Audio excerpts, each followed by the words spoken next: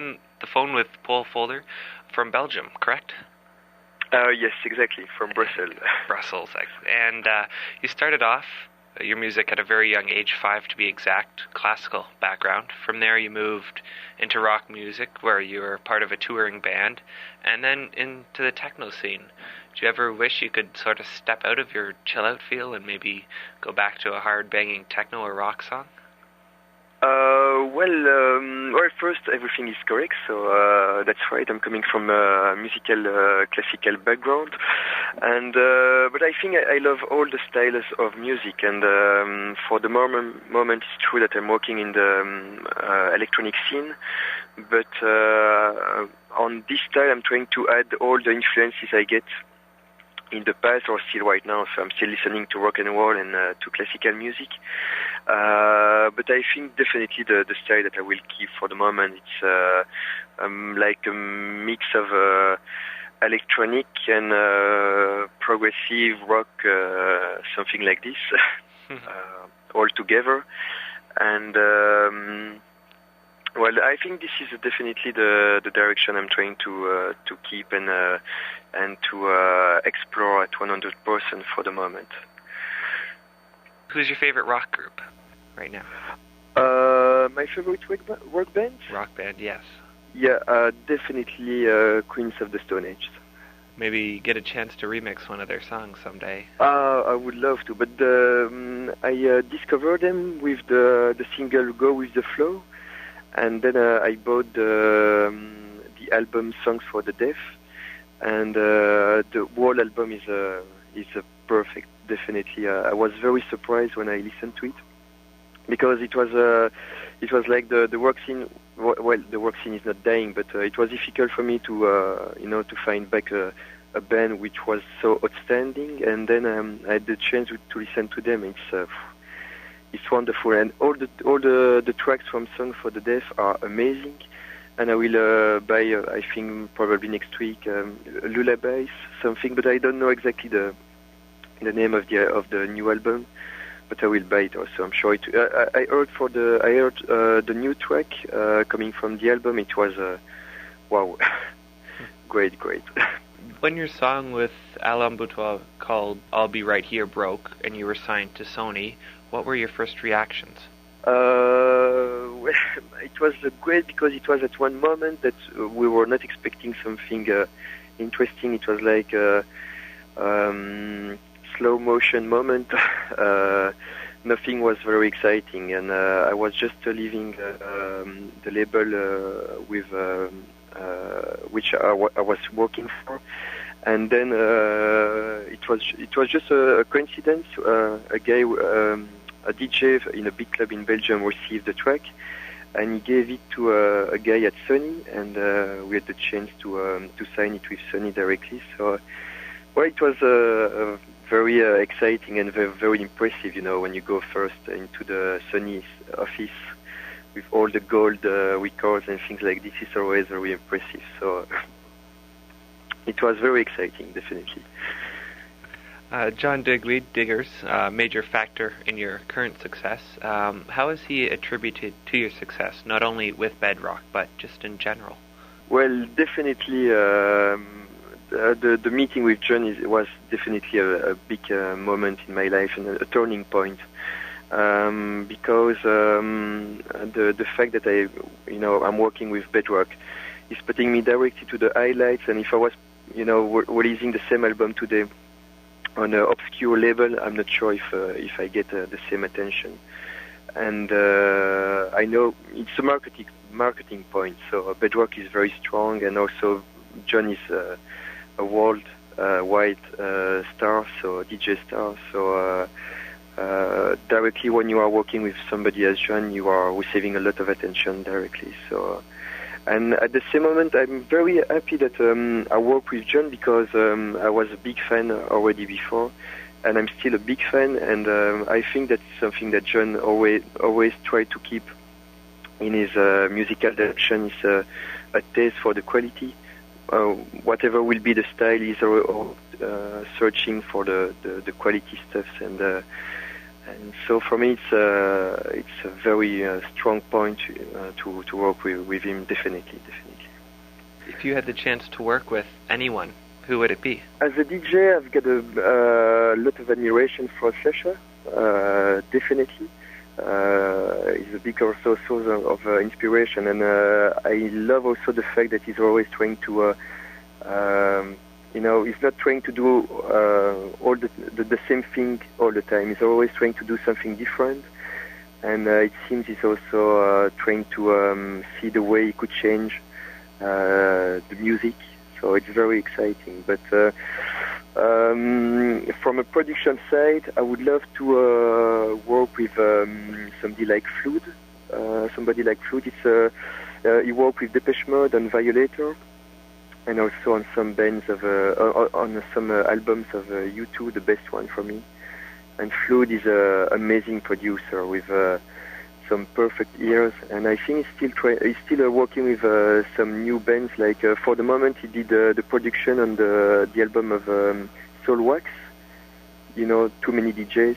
Mm-hmm. They have their own bands called Soul Wax, and Flood did also the production on it. And so voilà. But for the rest, as producer or DJ, definitely it's Sasha probably, or Flood, yes. Let's talk about Zero Gold, your new album. I've had a chance to listen to it, and I can't seem to turn it off. It's very amazing. The one thing I did notice, the definite lack of a club feel to it. Is that an angle you'd like to pursue with remixes, or maybe another album, or even as an alias? Well, it's true that Zero Gold is not very maybe too much dance floor orientated, but that was a decision from the beginning, because I think also there is something a little problematic in the dance music.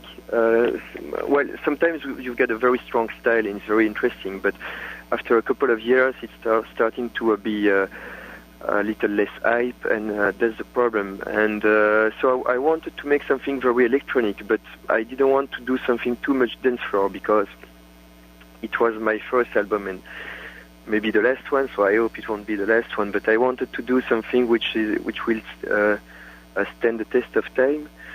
So I was thinking, if I do something with a regular 4/4 kicks on every tracks, I was thinking that maybe after a few months it would go directly into eBay or or in the garbage, something like this. So, but we will release some singles with club mixes, definitely. And I think Zero Gold is very, maybe not too much down tempo, but it's a very quiet album. But I think if I was doing right now a new album, and I hope it will be like this, it will be more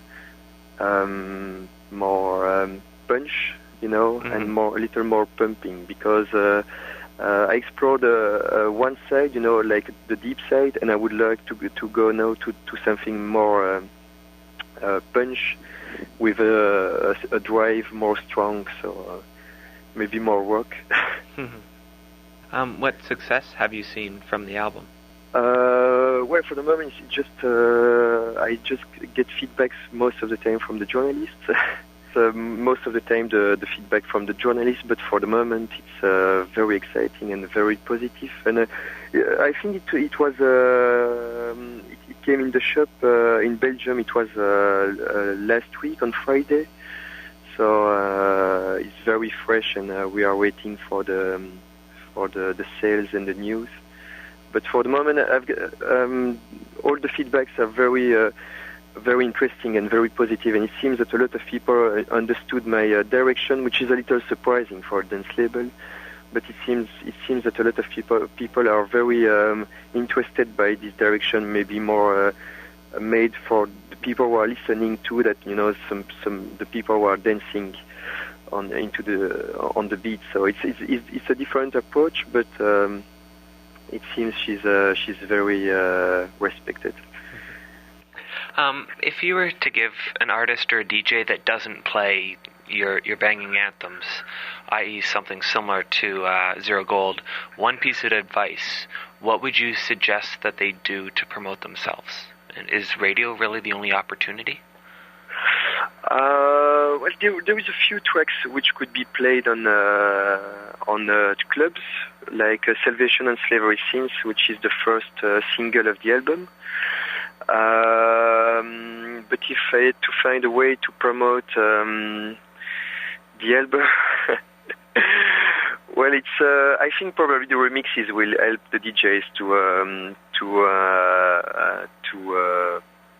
play it. But I think, as a DJ myself, I've got a lot of respect for bands from like Massive Attack or some bands like this. So I guess even if you are not able to play all the tracks, maybe if you like the electronic music, you would be interested to listen to this album.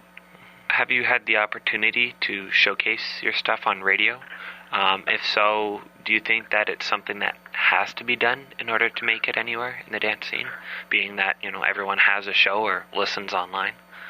Yeah, I think all the media are very important, and I still remember the story about Pink Floyd and Dark Side of the Moon, and the fact that John Peel, who died recently, had the chance to play the whole album on the air on BBC Radio 1, I think.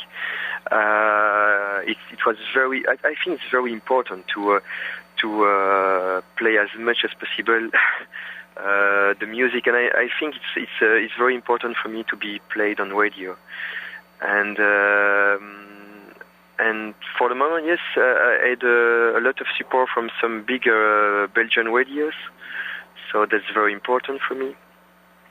And I hope it will go on. So, have you felt the impact of online pirating? And do you think that the advantages of being online, like promotion or ease of transferring of ideas, outweigh the negatives? Internet is a big problem, but at the same time, something very exciting. And when I'm speaking about internet, I'm always making the translation with Wild Wild West. For me, internet is very like this. It's a place without rules, and maybe that's the problem. But at the same time, it's a place very exciting. And I think the download would be more. How do you say this? Overwatched, something like this. Mm-hmm. But at the same time, I think that internet played like a regulating role in the whole business. I mean, the music business. So I'm thinking definitely that internet is making a regulating role in the music business because for too many times, I think a major and also maybe the artist at the end were taking the listener as fool and were proposing something not very interesting. And we had a lot of music. I'm calling this candy music. It's interesting, but if you could have this for free, it's more interesting, I think. And maybe right now, because everybody can download everything, it's for the artist and for the label, you have to do something different, and you have to go with something very artistic. From the sleeve till the music, everything has to be perfect. And maybe it's better for the music. And I still think that at the end, maybe if you download some tracks from an artist, and at the end you will you love, I think you will buy it. And it's maybe the same system that for myself, and I'm speaking like 15 years ago, something like this. Everybody was making tapes with all the tracks. But that was not a too much big problem for the industry, because I think when you love the music and you want to have the CD in your home, you will buy the CD, because a CD with a copy with a sleeve which was printed, it's not very very beautiful. So I think at the end, internet is maybe a problem, but it's also something very regenerating. Wicked. Well, thank you very much. Well, my pleasure. And thanks a lot for the interview, and thanks a lot also for the nice comments about the album. So, hello, I'm Paul Fodder, and you are listening to DJ AMs.